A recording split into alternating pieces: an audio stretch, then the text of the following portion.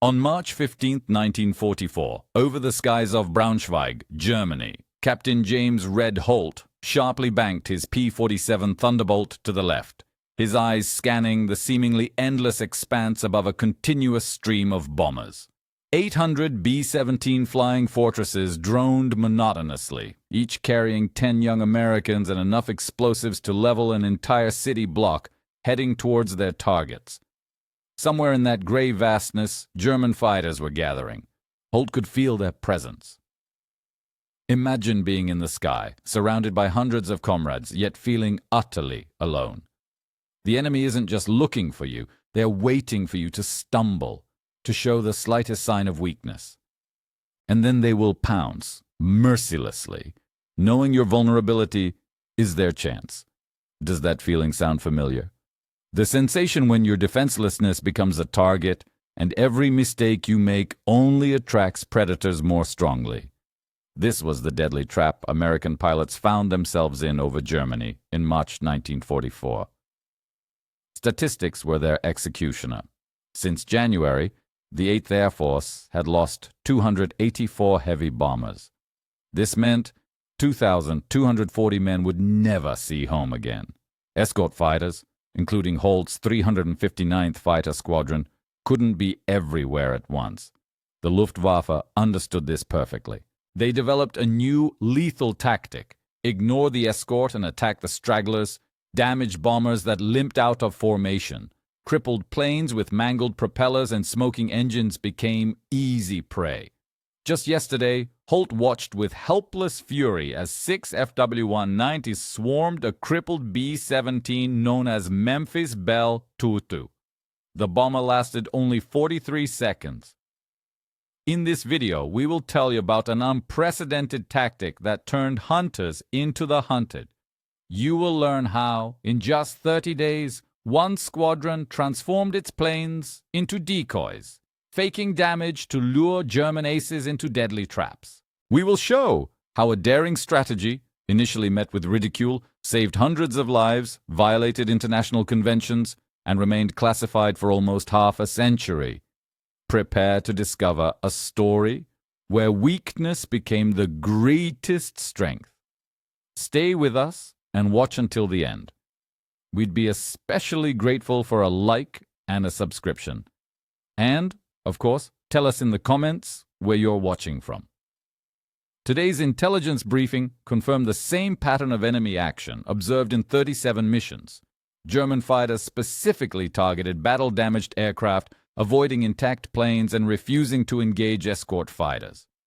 The calculus was simple and brutal. When fighters escorted whole bombers, the Germans waited. But as soon as bombers showed damage, the Germans swarmed, and they did so 3 miles from where the American escort fighters were flying. By the time Holt's squadron reached the attack site, it was already over. "We're protecting the wrong planes," Holt muttered into his oxygen mask, feeling a rising sense of despair. Stay with us and watch until the end. We'd be especially grateful for a like and a subscription. And of course, tell us in the comments where you're watching from. What he didn't know, what no one in the 359th Fighter Squadron knew, was that in exactly 4 hours, a 24-year-old artist from Brooklyn, with no experience in military aviation, would sketch an idea on a napkin that would turn this deadly game on its head. An idea so simple, so audacious, that when he first presented it, the squadron commander would call it the stupidest thing I've ever heard. This idea involved paint, theatrics, and the oldest trick in warfare, making your strength look like weakness. For 30 days, this controversial tactic would lure 40 German fighters into carefully prepared ambushes. It would save approximately 180 American bomber crew members. It would violate at least 3 articles of the Geneva Convention and remain classified for the next 47 years.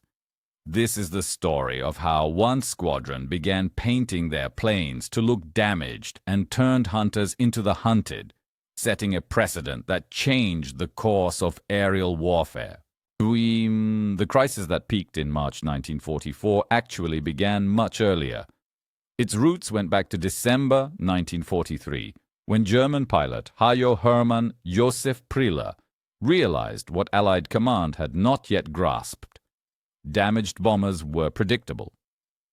"A healthy bomber fights," Priller wrote in his tactical doctrine distributed in Fighter Wing JG-26. "A crippled bomber runs. It separates from the flock. Its escort cannot protect what it cannot reach. We do not hunt the strong. We finish off the weak." The results of this strategy were devastating. In January 1944 alone, 73% of bombers lost over Germany were stragglers. They fell out of formation due to battle damage, mechanical failures, or wounded crew members. The Luftwaffe developed wolf pack tactics specifically designed to exploit this vulnerability. German fighters patrolled at a distance, watching, waiting for telltale signs. A smoke trail, damaged propellers, a plane losing altitude. Then they struck, mercilessly finishing off already weakened opponents. U.S. Fighter Command tried every possible measure. They assigned rescue fighters to escort damaged bombers home, but the Germans simply waited until these escorts ran out of fuel and turned back. They increased fighter patrols around bomber routes, yet the Germans attacked between patrols. New radio protocols were developed for damaged aircraft to call for help, but the Germans simply jammed the frequencies. Major General William Kepner, commanding the 8th Fighter Command, held a crisis meeting on February 28, 1944. "Gentlemen, we have a problem that cannot be solved by tactics alone.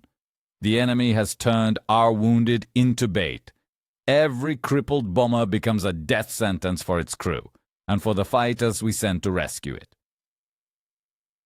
All experts agreed that the only solution was to prevent damage in the first place.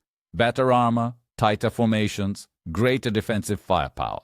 But these were engineering solutions that would take months or even years to implement. Meanwhile, men were dying every day. Squadron commanders tore their hair out in helplessness. Lieutenant Colonel Joseph Dickman of the 359th Fighter Squadron, in a fit of despair, threw his cap across the briefing room after losing 3 fighters, attempting to protect one damaged B-24. "They're using our wounded as traps. We see a limping bomber, rush to help, and suddenly we're outnumbered 4-1, with half our fuel left. It's brilliant, it's ruthless, and I don't know how to stop it." The consensus among tactical experts was clear. There was no counter to this strategy other than to abandon the stragglers. Several senior officers quietly suggested implementing a survival of the fittest policy. Damaged planes should be left to fend for themselves. This proposal reached General Dwight D. Eisenhower's desk. He wrote one word on it in red pencil: "Never." But noble sentiments did not save lives. Losses continued, and the situation worsened. By mid-March, bomber crews feared being damaged more than being shot down. "At least if you're destroyed, it's quick. Being crippled means a slow 30-minute chase through hostile skies while German fighters take turns shooting pieces off your plane, and your friends die trying to reach you in time." The psychological damage was measurable. The number of aborted missions grew. Pilots reported battle damage that repair crews couldn't find. Some crews even requested transfers to the Pacific Theater, where at least the enemy fought fair. A quiet insect in the toothed jaw of war. In the harsh times of war, when each day brought new challenges and losses, American bombers equipped with powerful weaponry seemed invincible. However, German pilots, like predators, learned to wait, attacking only when the advantage was theirs. They avoided direct confrontations, striking vulnerable planes, and this tactic brought them success. How could they turn the tide when the enemy refused to engage in open combat, choosing only easy prey? How could they be made to make a mistake, to believe in their supposed victory and fall into a trap? And who could devise such a daring and unusual plan, capable of changing the rules of aerial warfare? This story begins with a man who, seemingly, was ill-suited for the role of savior. Technical Sergeant Daniel Weiss, 24 years old, was a commercial artist at a major advertising agency before donning a military uniform. His world consisted of canvases, paints, and the ability to create illusions, not the roar of engines and the whistle of bullets. Combat experience, none. Flying a fighter, never. His daily duties amounted to maintaining landing gear hydraulics and applying kill marks to fuselages. But Weiss possessed something far more valuable than combat skills. A Cooper Union education, 3 years of practice creating advertising campaigns where the main task was to make ordinary things look extraordinary, and most importantly, a fresh, unblinkered perspective of an outsider, unburdened by the dogmas of career military men. It was this perspective that led him to the Officers' Club on the evening of March 15th, where an idea was born on a simple napkin that would forever change aerial warfare. Weiss didn't seek fame or heroism. He simply wanted pilots to stop returning with that exhausted, hollow look in their eyes. Stay with us and watch until the end. We'd be especially grateful for a like and a subscription. And of course, tell us in the comments where you're watching from. A Brooklyn native, the son of immigrants who ran a kosher deli, Weiss drew on butcher paper from childhood, dreaming of becoming an artist. However, the Great Depression intervened, and he found himself in an advertising agency, where his talent for creating illusions found application in promoting a wide variety of products. His forte was presenting a product as something it wasn't, making people see what Weiss wanted them to see. When Pearl Harbor struck, Weiss tried to become a pilot, but his eyesight failed him. Slight color blindness. An attempt to become a bombardier also failed. He was eventually assigned as a senior mechanic, which Weiss likened to training to be a Rembrandt and being assigned to paint houses. Nevertheless, he proved meticulous and thorough, understanding perfectly how things looked and how they actually worked. When planes returned from missions, Weiss inspected the damage, coordinated repairs, and returned the machines to service. In 6 months, he learned to read battle damage like a language. He knew what flak tears on aluminum skin looked like, how bullet holes grouped, which damage was fatal and which was merely theatrical. On the evening of March 15th, he sat at a corner table in the Officers' Club, where enlisted men were formally forbidden, but his presence was tolerated because he was popular and kept the pilots company as they grieved the day's losses. Captain Holt, already 3 whiskeys deep, was recounting the B-17 he couldn't save. "They smell wounded planes," Holt said, "like sharks smell blood. How do you fight an enemy that won't engage unless they have the advantage?" Weiss listened idly, sketching on a napkin, an old nervous habit. He sketched a P-47, but added theatrical battle damage, engine smoke trails that didn't quite look real, and bullet holes that were too symmetrical. It was a caricature, a cartoon of damage. Then his pencil stopped. He looked at the napkin, at the fake damage he'd drawn. "What if we make them think they have the advantage?" Weiss said quietly. Holt didn't hear him. Weiss said louder, "Captain, what if we make them think they have the advantage now?" Holt looked up, annoyed. "What are you talking about, Sergeant?" Weiss slid the napkin across the table. "Your P-47, flying escort but painted to look damaged, smoking, theatrical smoke, not real, painted bullet holes, stage makeup, flying like it's crippled, lagging behind, looking weak." Holt's eyes narrowed. "It's camouflage in reverse." "It's bait," Weiss said, "and when they come for what they think is easy pickings." He sketched 6 more P-47s, diving from above. "The trap springs." Holt was silent for a long time. "So you want to turn fighter escorts into decoys?" "I want to turn our strengths into their weaknesses," Weiss replied. "They hunt wounded animals. We'll give them a wounded animal with teeth." The next morning, Weiss expected to be ridiculed in the briefing room. Instead, Lieutenant Colonel Dickman listened silently to the entire presentation. Then he uttered 6 words that changed everything. "Show me. You have 48 hours." Weiss commandeered a corner of Hangar 7 and 3 P-47s scheduled for routine maintenance. He assembled his team: Corporal Tommy Chen, a former animator, Private First Class Marcus Wright, a theatrical makeup artist from New York City, and Staff Sergeant Irina Kowalski of the Women's Army Corps, who had worked in her father's auto body shop in Detroit. An incredible challenge awaited them, for they were about to create something entirely new that could deceive the craftiest enemy. Stay with us and watch until the end. We'd be especially grateful for a like and a subscription. And of course, tell us in the comments where you're watching from. What they created over the next 2 days was a striking blend of art, engineering, and theatrical magic. The first and most difficult problem was creating painted damage that could deceive the enemy, not only from a distance, but also up close. Weiss needed three-dimensional realism that would work from 500 yards away. Wright suggested using cellulose acetate sheets, clear theatrical gel that was thermally formed and painted to look like damaged aluminum.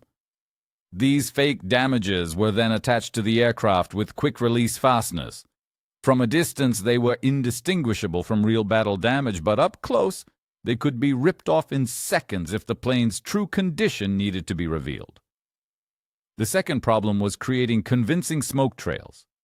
Real engine damage produces thick, black smoke, and the imitation had to be perfect. Weiss, with ingenuity, reconstructed German smoke generator systems from a captured Bf-109. He created a drop pod capable of producing theatrical smoke on command, white or black, controlled directly from the cockpit.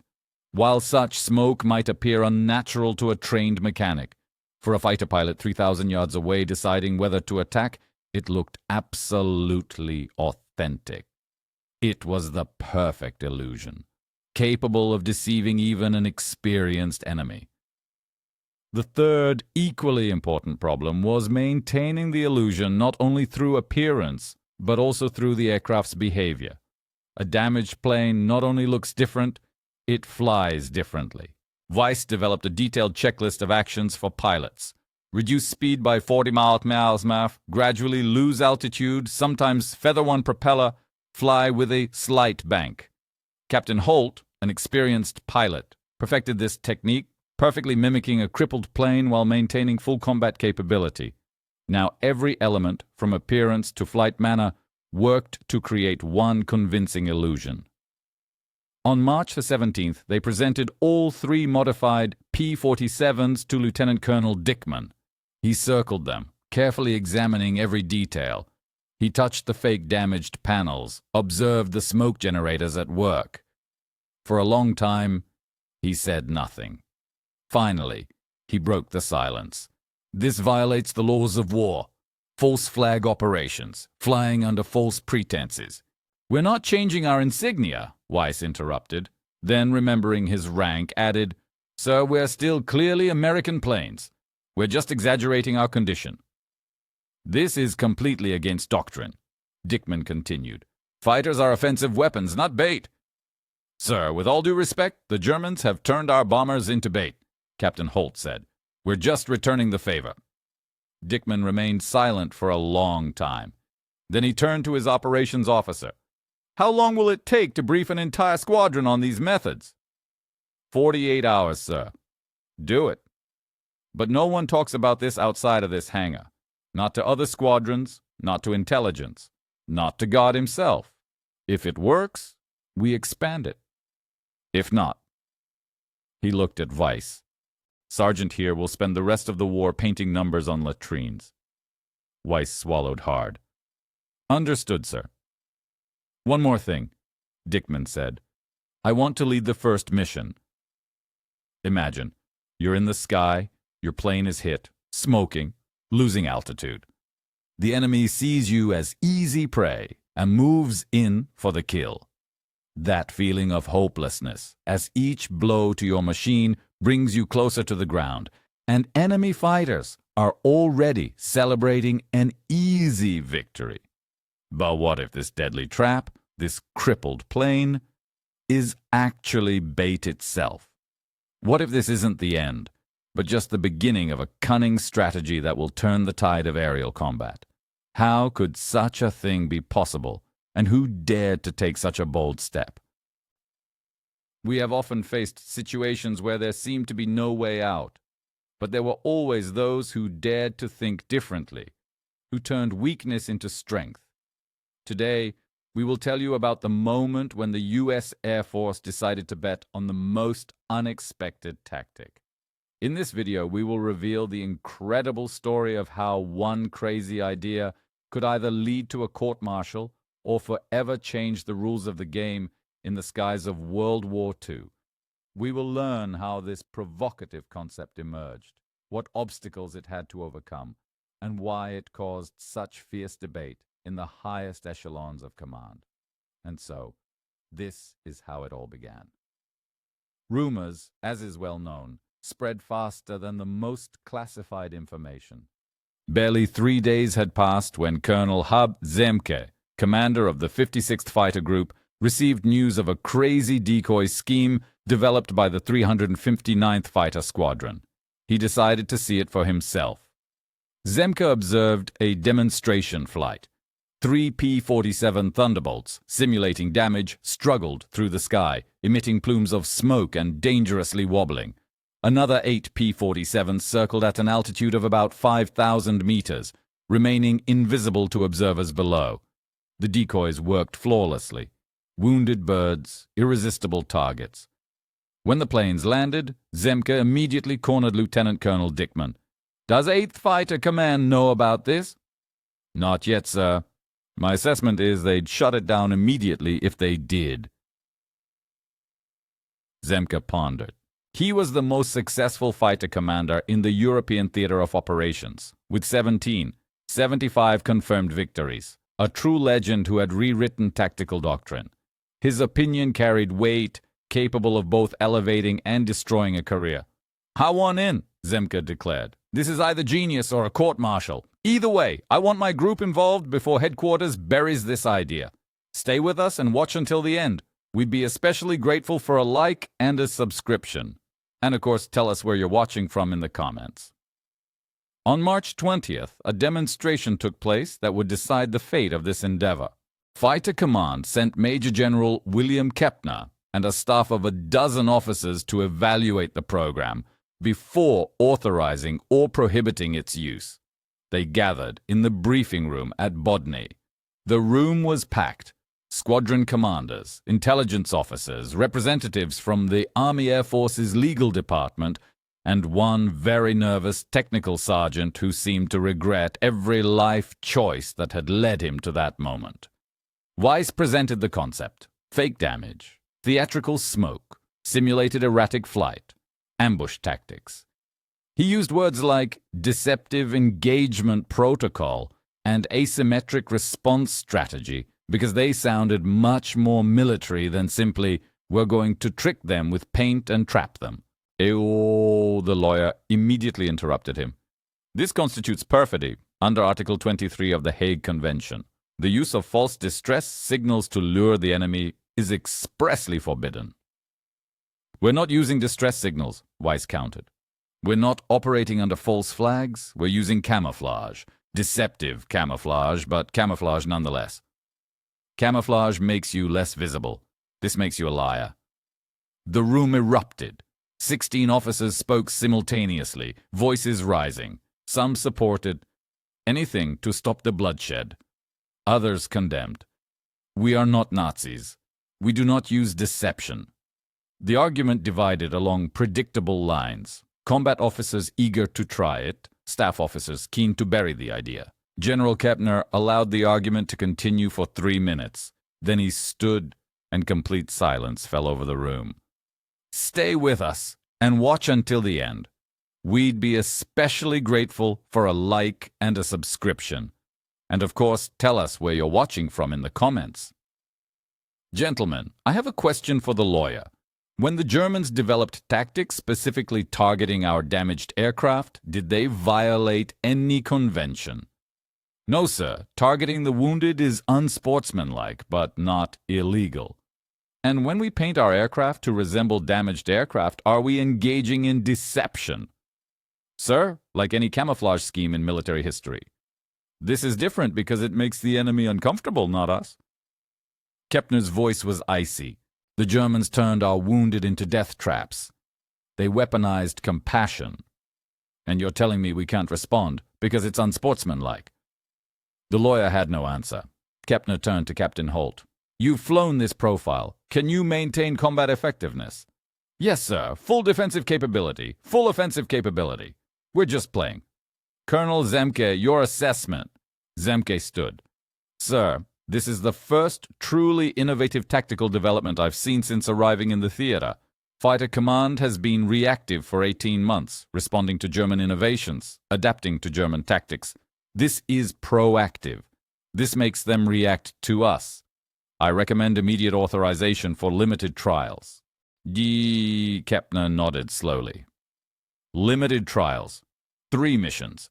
If losses exceed standard escort missions, we abort. If we don't achieve a significantly better kill ratio, we abort.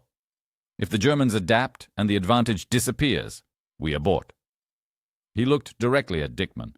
"But if this works, Colonel, I want every fighter group in the 8th Air Force trained on this protocol within 30 days. The room fell silent. "One more thing," Kepner said, looking at Weiss.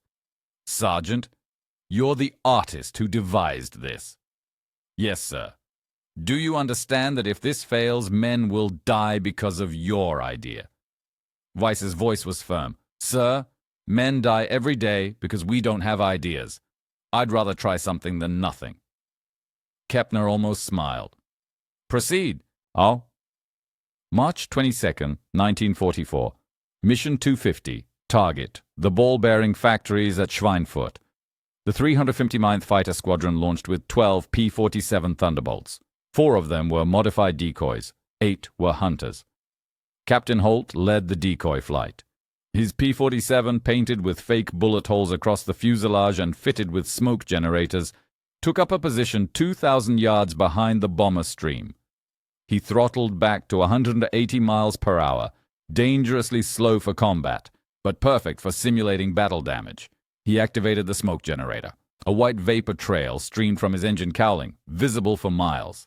At 24,000 feet, Lieutenant James Fisher circled with the hunter element, watching Holt's performance through binoculars. "He looks genuinely shot up," Fisher radioed. "If I didn't know, I'd call for rescue." They didn't wait long. At 1:47 p.m., German radar operators reported a damaged American fighter lagging behind the formation, losing altitude. The report reached Jagdgeschwader 1. Heinz Beer, an ace with 179 victories, scrambled 6 Bf-109s. This was standard doctrine. An easy kill, minimal risk, a morale boost. Beer spotted Holt from 8 miles away. The smoking P-47 wobbled slightly, slowly descending toward the cloud cover. Textbook wounded aircraft behavior. Bear didn't hesitate. He led his formation into an attacking position. 6 fighters against 1 crippled American who seemed already doomed. But what awaited them next would forever change the face of aerial combat. Silent reflections.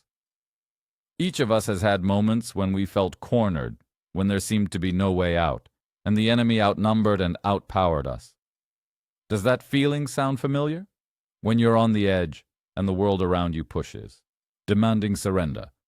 Perhaps you've already experienced something similar, facing insurmountable difficulties in your life or career. But what if I told you that even in the most desperate situations, there's a way not just to survive, but to turn weakness into a weapon, making your opponent dance to your tune? How can you force an enemy who outnumbers you to voluntarily step into a trap?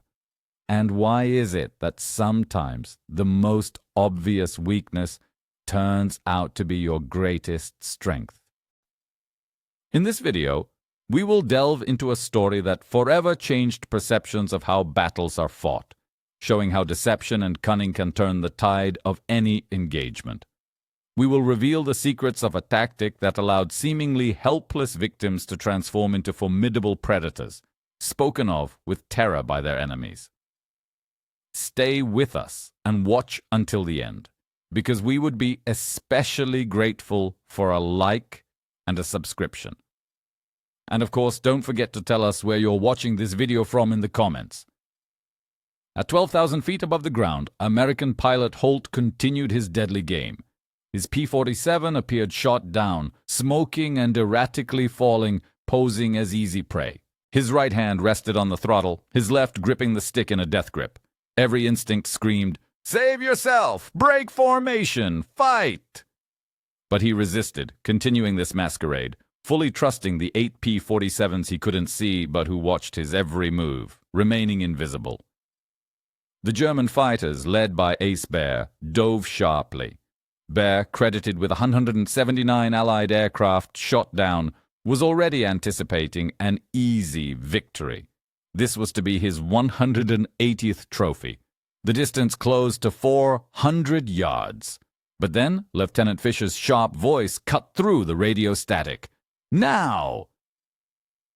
Holt instantly slammed the throttle forward. The shot-up P-47 exploded with power. The smoke generator cut off, and suddenly he was no longer wounded. He transformed into a 2,500 horsepower fighter, hurtling at 400 miles per hour and gaining altitude. The fake damaged panels blew off in the slipstream. In 3 seconds, Holt went from victim to predator. The Germans had only 1 second to process what had happened before 8 P-47s, screaming from the sun, flashed in at 450 miles per hour, throttles on emergency war power. Bear broke sharply right, but it was too late. Fisher's first burst struck the left wing of his Bf-109, tearing at the control surfaces. Bear was too good to die easily. He managed a controlled crash landing in a field near Osnabrück, but his wingman, Lieutenant Werner Schmidt, was not so lucky. 2 P-47s simultaneously pounced on him, and his fighter disintegrated in midair. This daring ambush lasted only 90 seconds. When it was over, 4 German fighters were destroyed, 1 damaged, 1 pilot killed, 3 captured, and 2 escaped. American losses: 0. Not a single bullet hole in any P-47. Gun camera footage was studied for hours by intelligence officers who couldn't fully believe what they were seeing. A damaged aircraft that wasn't actually damaged. An ambush in the open sky. Germans flying straight into a trap. They should have seen it. Within 48 hours, Hub Zemke was debriefed by Luftwaffe intelligence. His report was disseminated to every German fighter group. American fighters were now employing deception tactics. An aircraft displaying battle damage could be a fully combat-capable decoy for an ambush. Extreme caution was advised when encountering seemingly damaged adversaries. But the warning came too late. The tactic was already spreading. March 24th, 3 decoy missions over Bremen. 6 German fighters destroyed, 2 probable. American losses: 1 P-47 with minor flak damage. March 27th, 2 decoy missions protecting B-24s over Mannheim. 8 German fighters destroyed. American losses: 0. March 29th, a massive coordinated operation. 6 squadrons were now trained in decoy tactics. 12 decoy aircraft flew with the bomber stream. The Luftwaffe lost 17 fighters. American bomber losses were the lowest in 3 months. The data became undeniable. Before decoy tactics, January through March 15, 1944, average bomber losses per mission were 2%. Average fighter kill ratio was 1:3 in favor of the Germans. Straggler survival was 27%. After decoy tactics, March 22nd through April 15, 1944, average bomber losses per mission dropped to 8%. The fighter kill ratio became 7.1 in favor of the Americans. Straggler survival increased to 73%.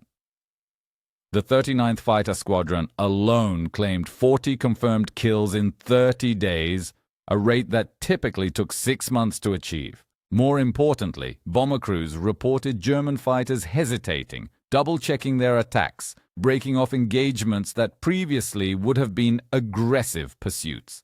German pilot Lieutenant Klaus Hartmann, captured on April 3rd, told interrogators, "We can no longer trust our eyes. What looks weak may be strong. What looks wounded may be a trap." We are ordered to be aggressive. But how can we be aggressive when aggression leads to ambush? They turned our tactics against us. The psychological impact matched the tactical success. German fighters began completely avoiding aircraft that appeared damaged, which meant genuinely damaged bombers survived more often. The Luftwaffe's Wolf Pack doctrine, so effective for 4 months, collapsed in 3 weeks. By April 15th, every fighter group in 8th Fighter Command had at least one squadron trained in decoy operations. The tactical innovation spread to the 9th Air Force, then the Royal Air Force, then the Mediterranean Theater of Operations. Maintenance technicians became experts at applying theatrical damage that could be removed and reapplied between missions. And throughout this process, Technical Sergeant Daniel Weiss oversaw a secret workshop in Hangar 7, training crews in the art of deception, teaching them how to make strength look like weakness, teaching them that sometimes the best camouflage is not to hide, but to lie.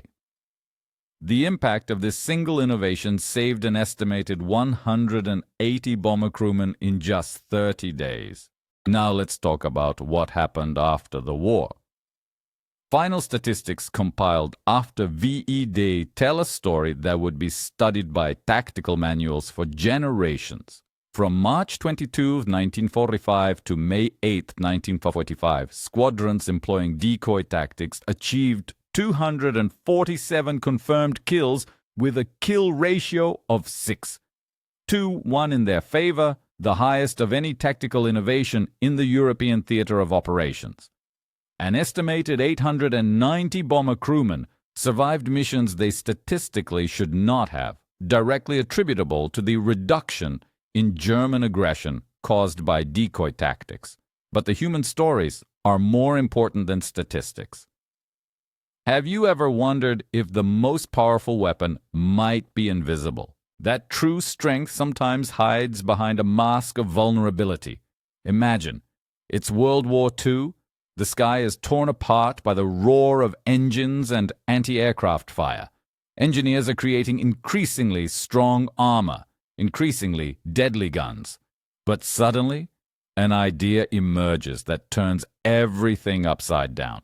And this idea isn't born in a design office, but on a simple napkin, in the hands of a man whose profession is far from war.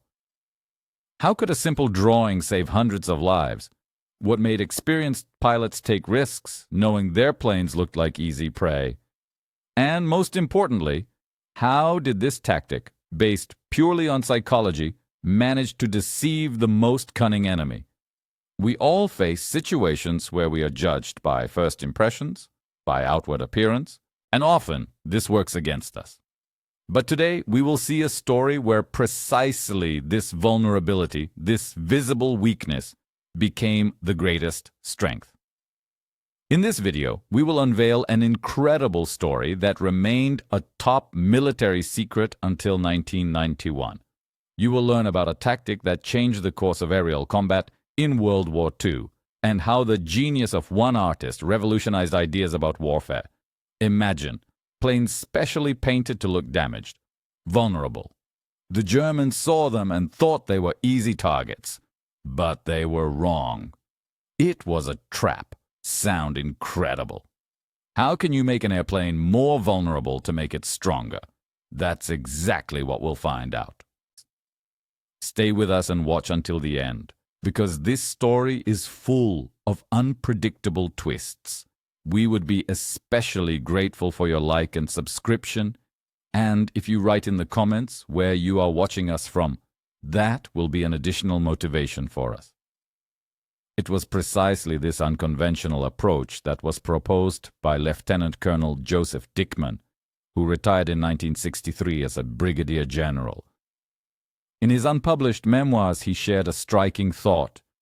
For years, we toiled to create better armor, perfect weaponry, the most powerful engines, and suddenly a sergeant with an art education, armed with only a napkin and paint, surpassed it all by applying psychology. Often, the most effective weapon is the one the enemy least expects. This was the first step towards a revolution in tactics, which began with an understanding of human perception. And before we continue our deep dive into this amazing story, don't forget to stay with us and watch the video until the end.